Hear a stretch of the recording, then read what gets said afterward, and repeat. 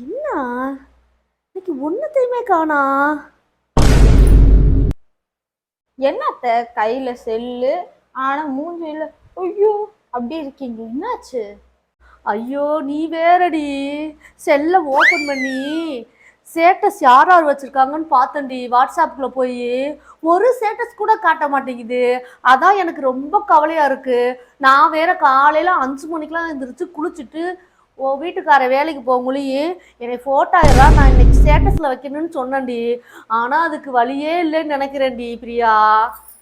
ஏன் அத்த அவங்க வைக்கலன்னா என்ன, உங்க செல்லு உங்க கை, நீங்க போய் உங்க போட்டோவை டச் பண்ணி வைங்க ஸ்டேட்டஸ். அவங்க வச்சாலும் நீங்க வைப்பீங்களா? பைத்தியக்காரி, உனக்கு எதுவுமே தெரிய மாட்டேங்குது. என்னோட ஃப்ரெண்டுகள்லாம் எப்படின்னு தெரியுமா? அவளுக்கு உள்ள போய் வாட்ஸ்அப்ல பாப்பாளுங்க நம்மளோட ஸ்டேட்டஸ் யார் யார் பார்த்துருக்கான்னு வரிசையா டக்கு டக்கு டக்குன்னு பார்த்துட்டு வருவாளுங்க. அதுக்கப்புறம் தான் யாரு நம்ம ஸ்டேட்டஸை பார்த்துருக்காங்கன்னு பார்த்துட்டு அதுக்கப்புறம் தான் நம்மளோட ஸ்டேட்டஸே பார்ப்பாளுக்கடி. இன்னைக்கு எல்லாம் அதான் என்னமோ சொல்லுவாங்கல்ல, ஒரு நல்ல மாதிரி ஸ்டேட்டஸ் வச்சா நம்மள ஏதோ முடக்கப்படும் அப்படின்னு வருமாமே, அந்த மாதிரி பண்ணிடுவாளுங்களா அப்படி. அப்புறம் ரொம்ப மோசமான ரொம்ப நம்ம வீட்டில் கவலைப்படுறது கண்ணீர் வடிக்கிறதுலாம் வெளியில தெரியற மாதிரி வைப்பாளுங்களா.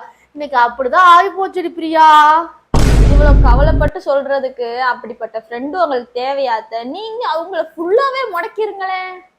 அதாண்டி இப்ப நல்ல ஐடியாவா இருக்கு. நீ என்ன பண்ற, இன்னைக்கு இப்ப இந்த செல்லை எடுத்து பூராத்தி ஒரே முடக்கி போட்டுரு. இனிமேல் எவ்வளோட ஸ்டேட்டஸ் எனக்கு வரக்கூடாது, என்னோட ஸ்டேட்டஸ் நான் வைக்க மாட்டேன். ஓகேவா?